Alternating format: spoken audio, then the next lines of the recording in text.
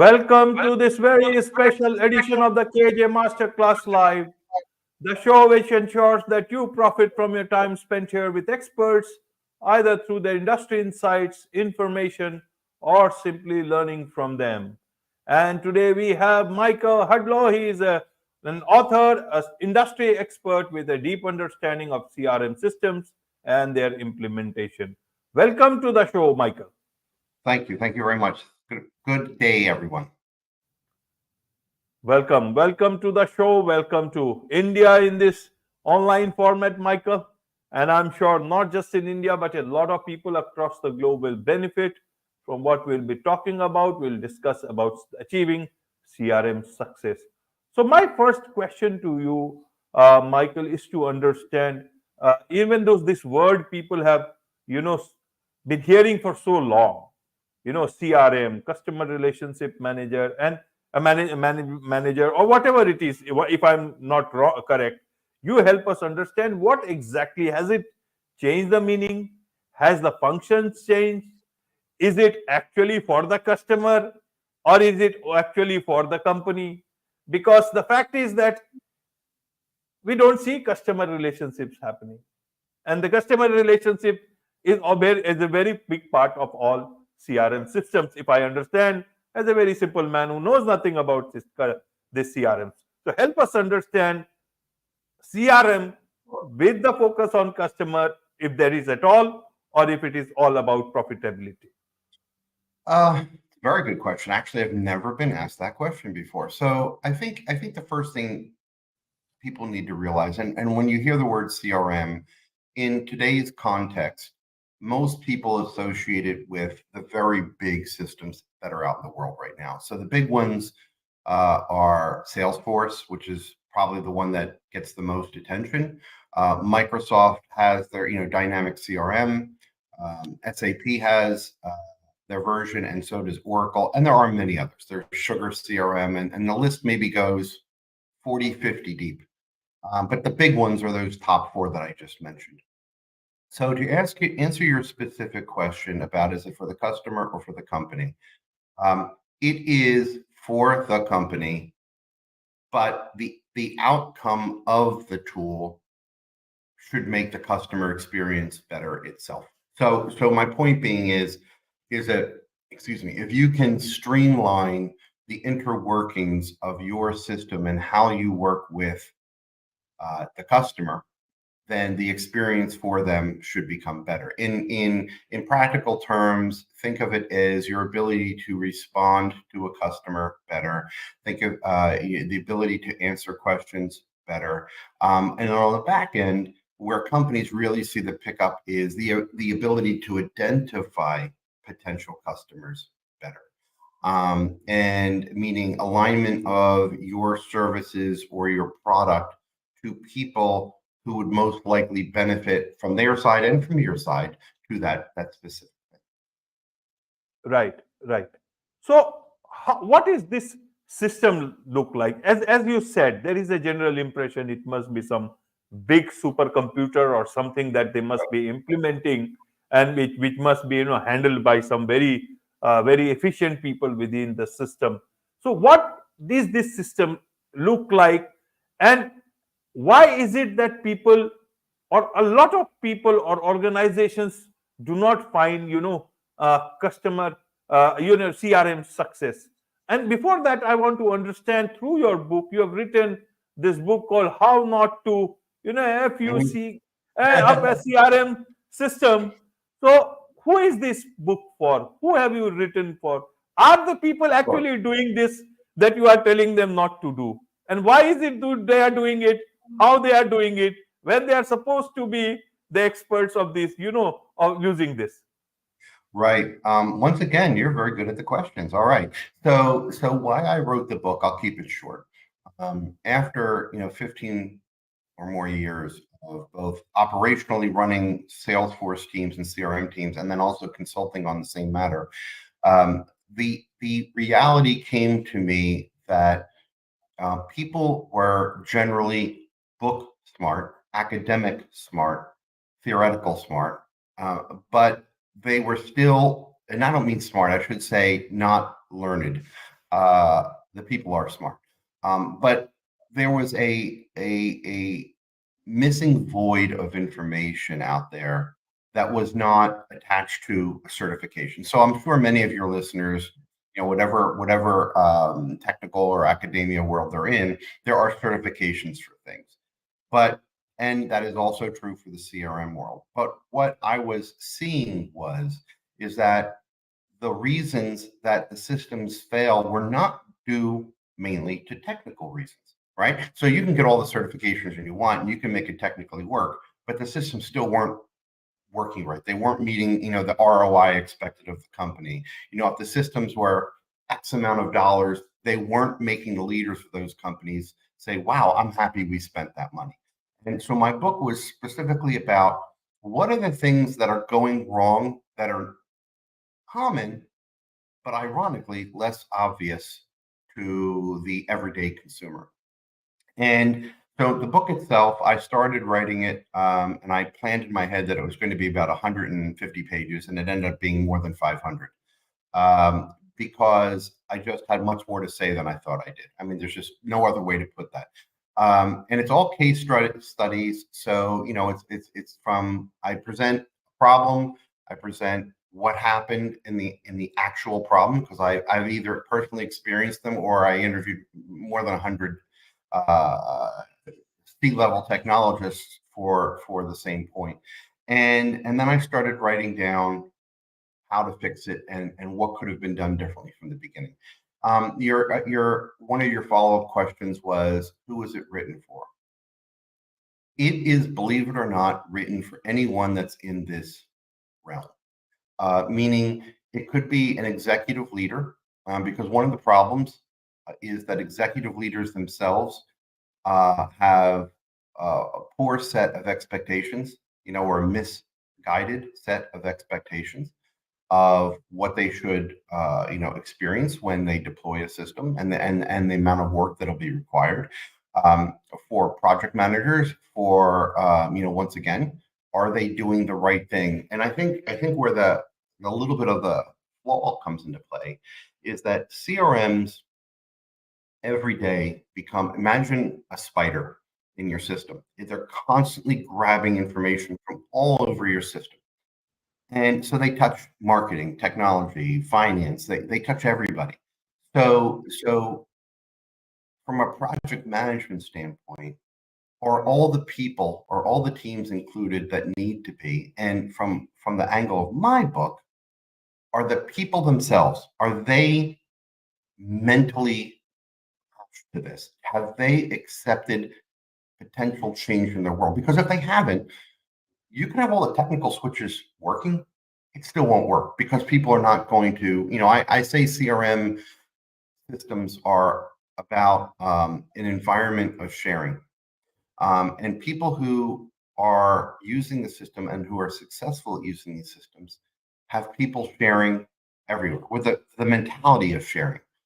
The technical tools doesn't matter because all these systems require good information. So if you have somebody that's saying, yes, I'm willing to share, but they're not going to put their information in whatever format you need it, then what's the point? And then lastly, for the users themselves, not so much for the customer, more for the company users, whether they are the developers or the system administrators or even the accounting, users or business development users. The book's good for them as well. Right. When people are using this system, there is a basic qualification that, okay, this person or these people are fit to use this particular system. When it happens again and again, and in companies after companies, does it mean that companies are not putting the right people on these jobs? Or is it that they might be technologically, they might be good, but they do not have the wherewithal to understand what the system is trying to tell? Because they are trying to see things only purely from a data perspective and not understanding what that data is trying to say. And that thing is getting lost in translation. Why I ask is that in my experience, I keep on, as a customer, I keep on getting a lot of these emails also from different organizations. Tell us how we did, even from Amazon and a lot of other companies. But I have yet to face one situation in my life where somebody wrote back that, listen, we have taken your, you know, 1 star. There was not less than that. There is at least 1 star. If there were anything in minus, I would have given that. That, listen, we have taken that 1 star as very serious stuff. And this is what we intend to do. So it goes into, in some other universe, is it that these management people who are maintaining these systems are actually from another universe, and we should stop looking at finding aliens? We are actually having them within us already. Help us Yeah, understand, because I want to understand it not pure from a technological point of view. I want to understand it from a small business point of view. right. Then, or from a simple customer point of view. What's the use of having big systems only for the sake of those companies? For me, I reject them outright if they are not of any use to me as a customer. Right. So once again, great questions, and you're asking questions that most people don't ask, so that's cool. So I forgot to mention one thing. You said, "What do these big systems look like?" Well, believe it or not, these big systems are good for companies with 1 or 2 or 3 people, as well as for 10,000. So they're all cloud. I shouldn't say all, but for the purpose of this conversation, they're cloud-based systems. Um, if you buy and use something using all of the defaults, which I think smaller companies pretty close to that, it's literally buying a couple seats and starting. It's very simple to start. It gets very complex, obviously, with huge organizations with established processes and procedures. But I would say to any smaller entity, don't let that dissuade you from getting started, because these systems are smart and they see things that you don't see. So to answer your question about, like, for example, I'll go backwards with your survey scenario. That is actually a reason why systems fail, because the system sees it. The system understands, I'll use your scenario, a 1 star scenario. The system sees it. The system can identify it. The system can take action upon it. But do the humans, do the leaders actually want to do something about it? Here's the failure point. It's not the technical system. It's the process that these people put in place, what they deem as relevant to success in their organization. And it is a very big failure point, because now you're starting to get, especially now with the advent of artificial intelligence, which happens to be my next book coming out in February, with artificial intelligence incorporated into CRM. But the issue now becomes, why did you buy the system? Is it because everyone else was doing it? Or did you understand that your old processes aren't so good anymore? And one of the failure points that eventually some human resources department is going to get mad at me about, but one of the failure points is that you have very successful executives. I'm not saying everywhere, I'm saying this is a scenario. That you have very successful executives that didn't use CRM become successful. That didn't exist, 20 years ago. And now they have to understand that these very intelligent systems are needed to get into the future. Younger employees, younger customers, they all want to consume information immediately, which in the old way, it couldn't happen. So not only do leaders have to approve for the payment of the system, but they also have to approve the changing of their old processes into new processes. And what happens frequently is that leaders or their immediate subordinates, which are also leaders, say, you know what? I developed that old process. I don't want to give that old process up. That old process made me successful. So, that is one of those human elements that I talk about in the book that has to be overcome. So hopefully I answered your question there. Yes, yes, indeed, Micah. We are having a good discussion. We are trying to understand this, and the good thing is uh, you know, uh, we are able to distill it in a common person's language. And one more understanding then is that if the systems are working for some companies, I assume it is working, then who are these companies? Are these big companies? You have a great experience, more than 20 years of experience in this industry. You know about all these things. You have worked with the big four consulting firms. So you know. So who are these companies who this system is working for? Who are these companies for whom the system is not working for? And secondly, with the changing times, is it time that because it is so focused on profitability, on leadership, on everything else except the customer, is it time to actually remove the customer part out of the system and rename it so that people understand, okay, it is there, so that it's almost like a misnomer. You are trying to, like tomorrow you start a wrong a company which is doing bad for the world, and you say it is, you put the name of Jesus in there, then it is like wrong. So here it is almost like you are putting the name of the customer, but Right. actually customer is nowhere. It is important to ask these questions so that big companies also can know the reality. Let us make it profitability increasing software. That will be Right. better. Well, so the reason is, this is once again, this is my opinion. The systems really have to do about from their origination, let's just say 10 years ago, have to do with improving business development activities. Right?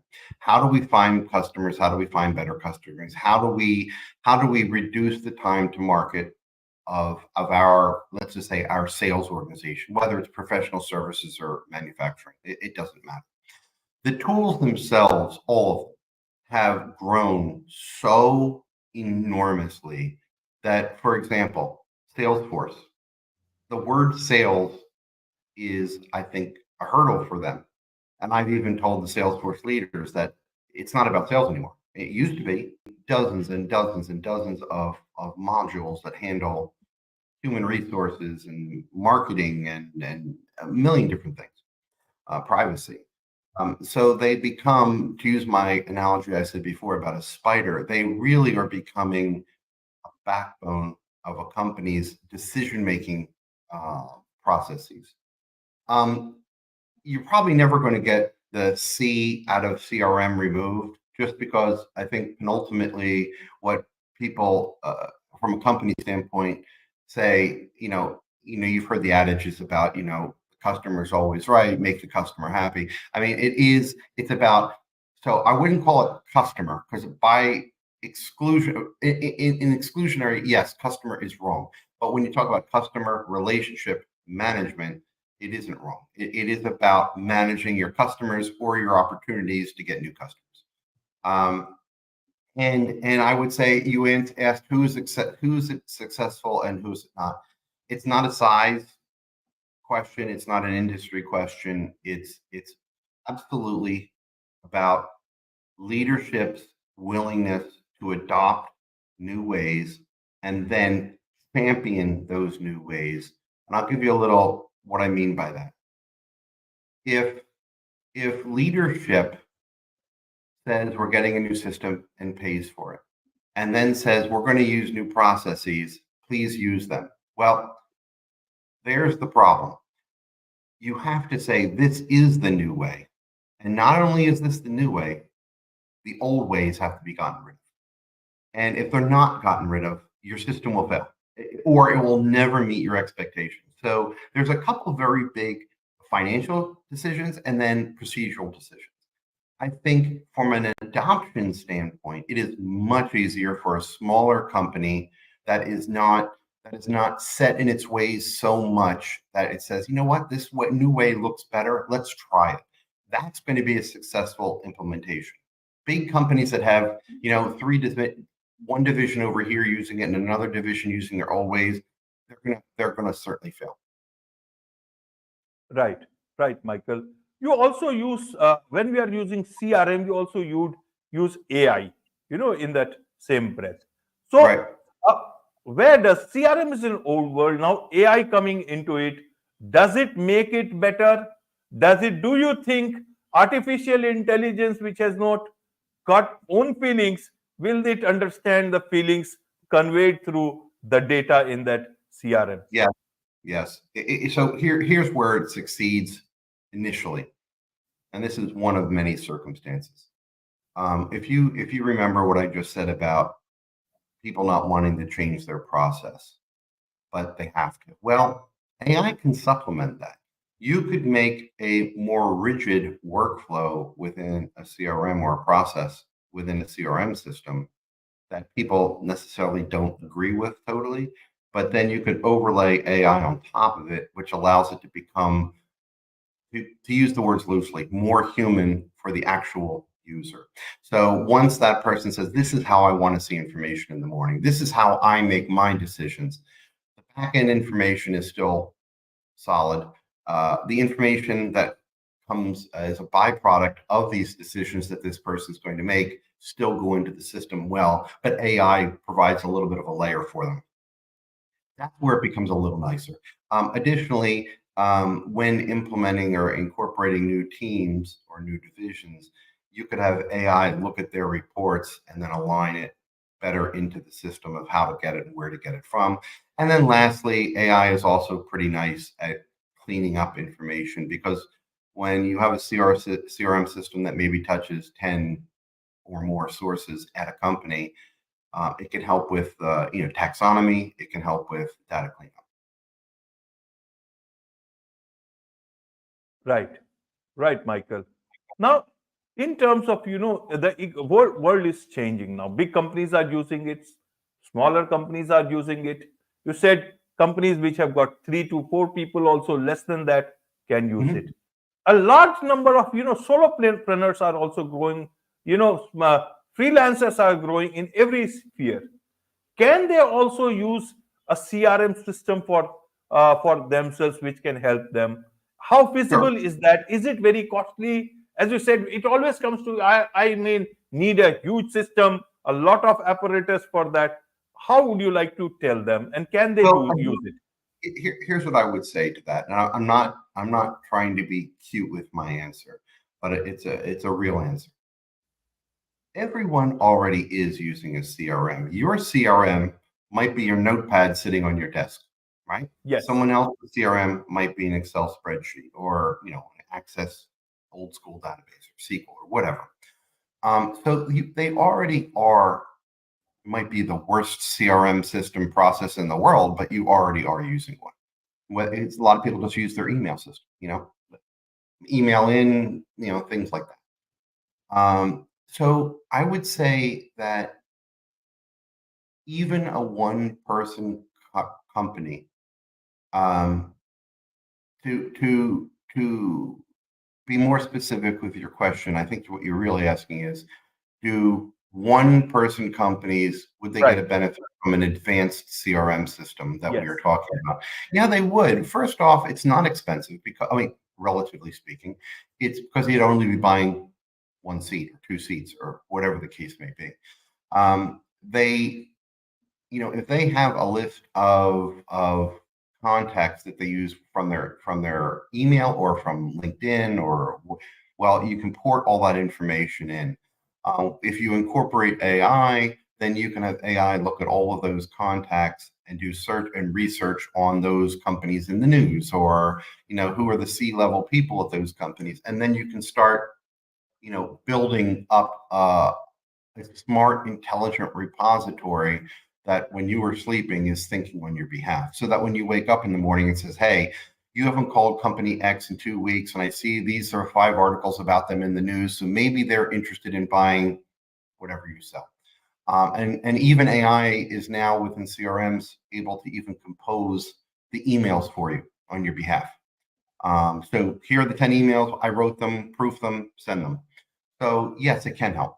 And I think it's a very, if you're a serious professional, you can use these tools to really advance your 1 or 2 person company and make them, make yourself a 5 or 10 person, or whatever, 100 person.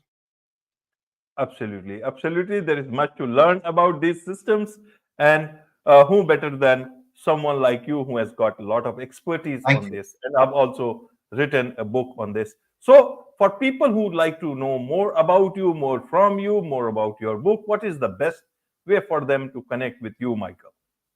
Well, first you can just email me and I can share it with you, and you can maybe put it in the notes. But it's just for M Hudlow, MHUDLOW, Right. at Bitsia, which is the name of my consulting, which is BITXIACRM.com. Feel free to write me, and then I'll send notes to you about how to get a hold of me. And then my book is available on Amazon. Probably the easiest way for everybody. If you do a search of my last name or how not to F up a CRM system, you'll find it that way as well. Wonderful. With this, it's a wrap on this very special edition of the KAJ Masterclass Live. Thank you so much indeed for joining Thank us. you, everyone. Thank you. Thank you.